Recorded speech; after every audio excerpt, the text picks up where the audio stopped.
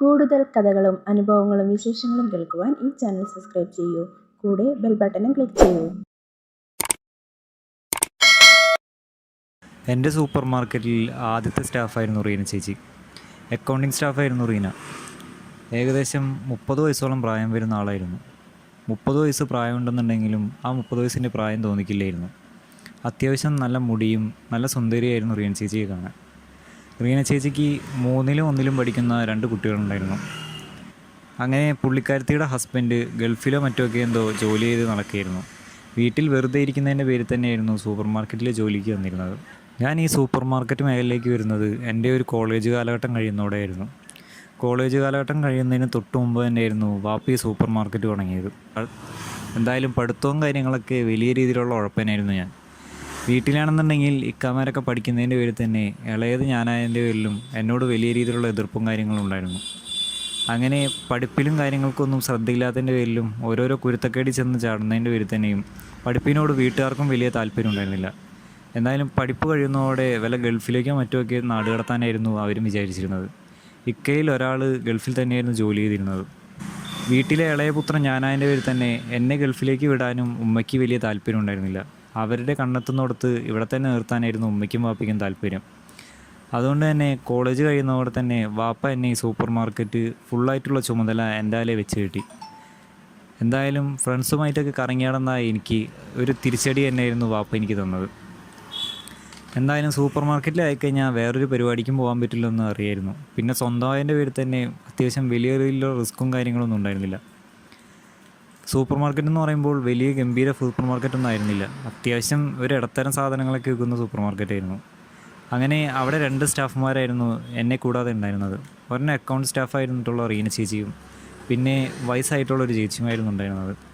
പിന്നെ വലിയ രീതിയിലുള്ള തിരക്കും കാര്യങ്ങളൊന്നും ഇല്ലാത്തതിന് വേണ്ടി തന്നെ ഞങ്ങൾക്ക് എല്ലാവർക്കും മാനേജ് ചെയ്യാവുന്ന കാര്യങ്ങൾ തന്നെ ഉണ്ടായിരുന്നുള്ളൂ. അങ്ങനെ കോളേജിലൊന്നും പോകാത്തതിൻ്റെ പേരിൽ തന്നെ ഞാൻ ഏകദേശം ഒരു 5 മണിയോടെ കൂടി തന്നെ സൂപ്പർ മാർക്കറ്റിൽ നിന്ന് ഇറങ്ങാറുണ്ടായിരുന്നുള്ളൂ. അതുവരെ അവിടുത്തെ കാര്യങ്ങളൊക്കെ നോക്കി അവിടെ ചുറ്റിപ്പറ്റി നിൽക്കുമായിരുന്നു. തുടങ്ങിയ അവസരം അതിൻ്റെ പേരിൽ തന്നെ അത്യാവശ്യം നല്ല രീതിയിലുള്ള തിരക്കും കാര്യങ്ങളും ഉണ്ടായിരുന്നു. സൂപ്പർ മാർക്കറ്റിൻ്റെ കുറച്ച് അകലെ തന്നെയായിരുന്നു റീന ചേച്ചിയുടെ വീട്. അങ്ങനെ പിള്ളേരും കാര്യങ്ങളൊക്കെ ക്ലാസ്സിൽ പോയി കഴിഞ്ഞാൽ റീന ചേച്ചി വീട്ടിലൊറ്റയ്ക്കായിരിക്കും. അതുകൊണ്ട് തന്നെയായിരുന്നു റീന ചേച്ചി ജോലിക്ക് വേണ്ടി സൂപ്പർ മാർക്കറ്റിലേക്ക് വന്നത്. വാപ്പയുടെ ഒരു സുഹൃത്ത് വഴിയായിരുന്നു റീന ചേച്ചി ഇവിടെ അക്കൗണ്ടൻ്റായിട്ട് കയറിയത്. എന്തായാലും ആ സുഹൃത്തിന് നല്ല രീതിയിലുള്ള കമ്പനിയായിരുന്നു അവരായിട്ട്. അങ്ങനെ അത്യാവശ്യം ചെയ്യുന്ന വർക്കും കാര്യങ്ങളൊക്കെ നല്ല നീറ്റായിട്ടായിരുന്നു റീന ചേച്ചി കൊണ്ടുവരുന്നത്. അതുകൊണ്ട് ഒട്ടുമിക്ക കാര്യങ്ങളും എനിക്കറിയാത്ത കാര്യങ്ങളൊക്കെ റീന ചേച്ചി എന്നെ പറഞ്ഞ് മനസ്സിലാക്കി തന്നു. എന്തായാലും ചെറുപ്പത്തിൻ്റെ ഒരു ഇതായതിൻ്റെ പേരിൽ തന്നെ എനിക്ക് ചില്ലറ ഉത്തരവാദിത്തക്കുറവൊക്കെ ഉണ്ടായിരുന്നു. എന്തായാലും സൂപ്പർ മാർക്കറ്റ് ആകുമ്പോൾ അത്യാവശ്യം ബിസിനസ്സും കാര്യങ്ങളൊക്കെ നല്ല രീതിയിൽ തന്നെ ശ്രദ്ധിക്കണമായിരുന്നു. എനിക്ക് അതിൻ്റെ ഒരു പക്വത ഇല്ലാത്തതിൻ്റെ പേരിൽ തന്നെ അവർ 2 പേരും തന്നെയായിരുന്നു എന്നെ ഓരോ കാര്യങ്ങൾ പറഞ്ഞേൽപ്പിക്കുക. എന്തായാലും വാപ്പ വരുന്ന സമയത്ത് വാപ്പ അവരെ പറഞ്ഞ് ഏൽപ്പിക്കുമായിരുന്നു എൻ്റെ ഓരോ കാര്യങ്ങളുണ്ടെന്നുണ്ടെങ്കിൽ പറഞ്ഞു തരാൻ. അതുകൊണ്ട് തന്നെ എല്ലാ കാര്യങ്ങളും ഞാൻ വളരെ ശ്രദ്ധയോടെ തന്നെയായിരുന്നു ചെയ്തിരുന്നത്. ആദ്യം സൂപ്പർ മാർക്കറ്റ് തുടങ്ങിയ ടൈമിലൊക്കെ തിരക്കുണ്ടായിരുന്നുണ്ടെങ്കിലും പിന്നീട് പതുക്കെ അത് കുറയാനുള്ള ഇതായിരുന്നു. പിന്നീട് വല്ല പ്രത്യേക ദിവസങ്ങളിൽ മാത്രമായിരിക്കും ഭയങ്കര വലിയ രീതിയിലുള്ള തിരക്കുണ്ടാവാറ്. തിരക്കുണ്ടാകുന്ന സമയമാണെന്നുണ്ടെങ്കിൽ അത്യാവശ്യം നിന്ന് തിരിയാനുള്ള സൗകര്യങ്ങളും ഉണ്ടാവില്ല. അങ്ങനെ അത്യാവശ്യം വലിയ രീതിയിലുള്ള കച്ചവടങ്ങൾ ഉണ്ടായിരുന്ന ദിവസങ്ങൾ വരെ ഉണ്ടായിട്ടുണ്ട്. അങ്ങനെ ആളില്ലാത്ത സമയത്ത് ഞങ്ങളെല്ലാവരും കൂടി ഒരുമിച്ചിരുന്ന് സംസാരിക്കാറുണ്ടായിരുന്നു. റീന ചേച്ചിയും മറ്റേ ചേച്ചിയും വീട്ടിലോരോ കാര്യങ്ങളും മറ്റുമൊക്കെ പറയാറുണ്ടായിരുന്നു. നീ എന്തിനാണ് ഈ സൂപ്പർ മാർക്കറ്റ് നോക്കിയിരിക്കുന്നത്, നിനക്ക് വേറെ വല്ല കോഴ്സും നോക്കി ചെയ്തുകൂടായിരുന്നായിരുന്നു അവരുടെയൊക്കെ അഭിപ്രായം. എന്തായാലും വീട്ടിലെ അവസ്ഥയും കാര്യങ്ങളൊക്കെ ഞാൻ അവരോട് പറഞ്ഞു. ഞാൻ എന്തായാലും പഠിക്കാൻ ഇനി താല്പര്യമില്ലെന്നായിരുന്നു അവരോടും പറഞ്ഞിരുന്നത്. എന്തായാലും നിനക്ക് ഗൾഫിലേക്കോ മറ്റോ നോക്കണമെന്നുണ്ടെങ്കിൽ റീന ചേച്ചിയുടെ ഹസ്ബൻഡിനോട് പറയാമെന്നും റീന ചേച്ചി എന്നോട് പറഞ്ഞു. എന്തായാലും ഇവിടെ നിന്നൊക്കെ വിട്ടുമാറി ഗൾഫിലേക്ക് പോകാനും എനിക്ക് വലിയ താല്പര്യം ഉണ്ടായിരുന്നില്ല. അതുകൊണ്ട് തന്നെ ആ ടോക്ക് വരുമ്പോൾ ഞാൻ പതുക്കെ തന്നെ അവിടെ നിന്ന് സ്കൂട്ടാകുമായിരുന്നു. അങ്ങനെ ഇരിക്കുമ്പോൾ ഓരോ ദിവസം ചെല്ലുന്തോറും ഞാൻ അവരുമായിട്ട് നല്ല രീതിയിലുള്ള കമ്പനി വന്നിരുന്നു.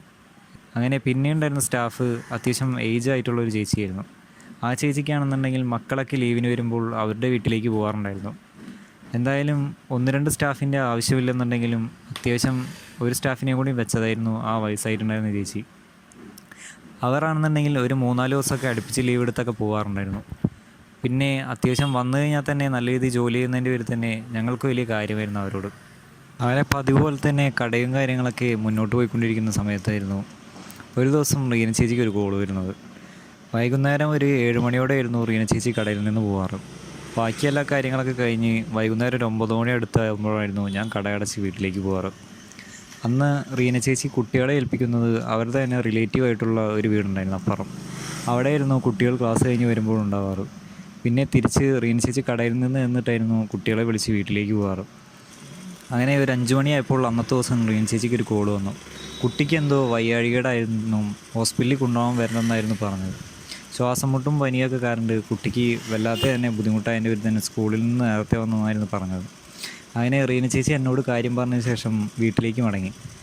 അങ്ങനെ ഒരു 8-8:30 കൂടി ഞാൻ സ്റ്റാഫുകളൊക്കെ കുറവായതിൻ്റെ പേരിൽ തന്നെ നേരത്തെ കട അടയ്ക്കാൻ തന്നെ തിരുന്നു.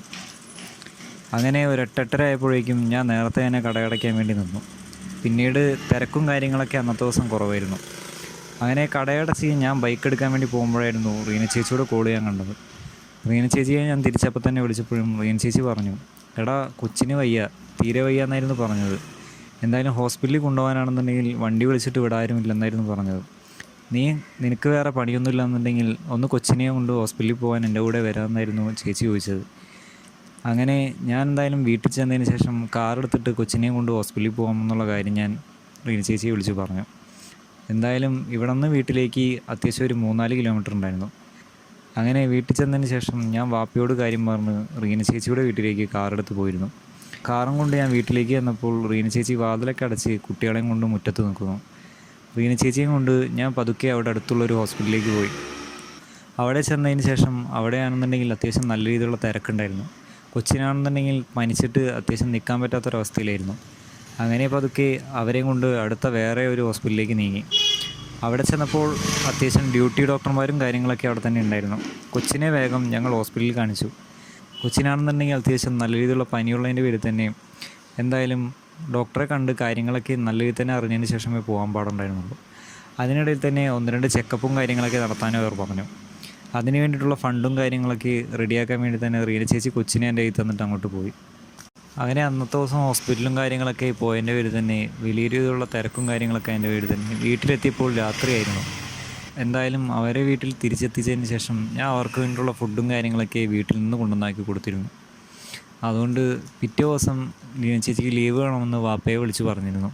കൊച്ചിന് വയ്യാത്തതിൻ്റെ പേരിൽ തന്നെ സ്കൂളിൽ പോകാൻ പറ്റില്ലല്ലോ, അപ്പോൾ വീട്ടിലാരും ഇല്ലാത്തതിൻ്റെ പേരിൽ തന്നെ കൂടെ തന്നെ വേണമെന്നുള്ളൊരു ഇതായതിൻ്റെ പേരിൽ റീന ചേച്ചി അന്നത്തെ ദിവസം ലീവ് എടുത്തിരുന്നു. എന്തായാലും റീന ചേച്ചി വരാത്തതിൻ്റെ പേരിൽ കടയിലൊരു എനക്കും ഉണ്ടായിരുന്നില്ല. ഞാൻ ഒറ്റയ്ക്കായ പോലെ തന്നെയായിരുന്നു എനിക്ക് കടയിൽ വെച്ച് തോന്നിയിരുന്നത്. അങ്ങനെ റീന ചേച്ചി വന്ന് പതിവ് പോലെ തന്നെ എല്ലാ കാര്യങ്ങളും മുന്നോട്ട് പോയിരുന്നു. അത് കഴിഞ്ഞ പിന്നെ റീന ചേച്ചിക്ക് പിന്നീട് എന്നോട് അത്യാവശ്യം ഒരു ബഹുമാനവും അത്യാവശ്യം നല്ലൊരു ആരാധനയും പോലെ എനിക്ക് തോന്നിയിരുന്നു. അവർക്ക് ആരും അങ്ങനെ റിലേറ്റീവായിട്ടും മറ്റ് ബന്ധുക്കളായിട്ടും ഒന്നും ഉണ്ടായിരുന്നില്ല. അതുകൊണ്ട് തന്നെ എന്നെ നല്ല രീതിയിലുള്ള കാര്യമായിരുന്നു. അങ്ങനെ പിന്നീടുള്ള ദിവസങ്ങളിലേക്ക് റീന ചേച്ചി അത്യാവശ്യം എന്നോട് ഡീപ്പായിട്ട് സംസാരിക്കാനൊക്കെ തുടങ്ങിയിരുന്നു. വീട്ടിലെ ഓരോ കാര്യങ്ങളും മറ്റു കാര്യങ്ങളൊക്കെ സംസാരിച്ചു. അന്നത്തെ ദിവസം കടയടച്ച് വന്നതിന് ശേഷം വൈകുന്നേരങ്ങളിലൊക്കെ റീന ചേച്ചി എന്നെ ഫോണിൽ വിളിച്ച് കുറേ നേരം സംസാരിക്കാറുണ്ടായിരുന്നു. അങ്ങനെ പിന്നീട് ഞാൻ കിടക്കുന്ന സമയത്ത് ഓരോ കാര്യങ്ങൾ മനസ്സിൽ ചിന്തിച്ച് കൂട്ടാൻ തുടങ്ങിയിരുന്നു. പിന്നീടുള്ള ദിവസങ്ങൾ ക്രിസ്തുമസ് വരുന്നത് പ്രമാണിച്ച് തന്നെ അത്യാവശ്യം കടയിൽ ഭയങ്കര തിരക്കും കാര്യങ്ങളൊക്കെ കൂടാൻ തുടങ്ങിയിരുന്നു. ക്രിസ്തുമസ് അവസരം അതിൻ്റെ പേരിൽ തന്നെ കടയിൽ തിരക്ക് കൂടുമ്പോൾ എന്തായാലും പാർട്ട് ടൈമായിട്ട് ജോലിക്ക് കയറുന്ന കുട്ടികളെയൊക്കെ ഞങ്ങൾ വിളിച്ച് ജോലി കൊടുക്കാറുണ്ടായിരുന്നു. ആ തിരക്ക് മെയിൻറ്റെയിൻ ചെയ്യാനായിരുന്നു ഞങ്ങൾ അത്യാവശ്യം ജോലിക്കാരെ വയ്ക്കാറ്. അങ്ങനെയാണെന്നുണ്ടെങ്കിൽ 1 മാസത്തോ 2 മാസത്തേക്കൊക്കെ പിള്ളേർ ജോലിക്ക് കയറാറുണ്ടായിരുന്നു. അങ്ങനെ തിരക്കും കാര്യങ്ങളൊക്കെ അതിൻ്റെ പേരിൽ തന്നെ ഞങ്ങൾക്ക് പരസ്പരം അങ്ങോട്ടും ഇങ്ങോട്ടും സംസാരിക്കാൻ പറ്റാറുണ്ടായിരുന്നില്ല. കടയിലാണെന്നുണ്ടെങ്കിൽ ക്രിസ്മസ് പ്രമാണിച്ച് അത്യാവശ്യം നല്ല രീതിയിലുള്ള കച്ചവടം ഉണ്ടായിരുന്നു. എന്തായാലും മുന്നത്തെ ക്രിസ്മസിനെ അപേക്ഷിച്ച് ഇപ്രാവശ്യം നല്ല രീതിയിലുള്ള കച്ചവടം ഉണ്ടായിരുന്നു. അതുകൊണ്ട് ഓരോരോ കാര്യങ്ങളും നല്ല രീതിയിൽ തന്നെ മുൻകൂട്ടി ഓരോന്നും ചെയ്ത് തന്നെയായിരുന്നു ഞങ്ങൾ അതിനു വേണ്ടി വരവേറ്റിരുന്നത്. അങ്ങനെ ക്രിസ്മസ് പ്രമാണിച്ച് എല്ലാവർക്കും ബോണസും മറ്റുമൊക്കെ കൊടുക്കാറുണ്ടായിരുന്നു. എന്തായാലും റീന ചേച്ചിക്കും ബോണസ് കൊടുക്കുന്ന കാര്യത്തെപ്പറ്റി ഞാൻ സംസാരിച്ചു. എന്തായാലും ഇപ്രാവശ്യം കുട്ടികൾക്ക് എന്തൊക്കെയോ ടോയ്സ് എന്തോ വാങ്ങിച്ചു കൊടുക്കണമെന്നായിരുന്നു അവർ പറഞ്ഞിരുന്നത്. ഭർത്താവ് എന്തായാലും ഗൾഫിൽ നിന്ന് വരാൻ അധികം നാളിനില്ല. അതുകൊണ്ട് തന്നെ പുള്ളിക്കാരൻ വന്നു കഴിഞ്ഞാൽ പിന്നെ ഇവിടെ എന്തെങ്കിലും ബിസിനസ്സോ ചെറിയ എന്തെങ്കിലും കാര്യങ്ങളൊക്കെ കഴിഞ്ഞ് ഇവിടെ തന്നെ കൂടാമെന്നായിരുന്നു അവരും പറഞ്ഞിരുന്നത്. എന്തായാലും ഭർത്താവ് ഗൾഫിൽ നിന്ന് ഇങ്ങോട്ടേക്ക് വന്നാൽ റീന ചേച്ചി ജോലിക്ക് വരുന്ന കാര്യം നിൽക്കുമെന്നായിരുന്നു പറഞ്ഞത്.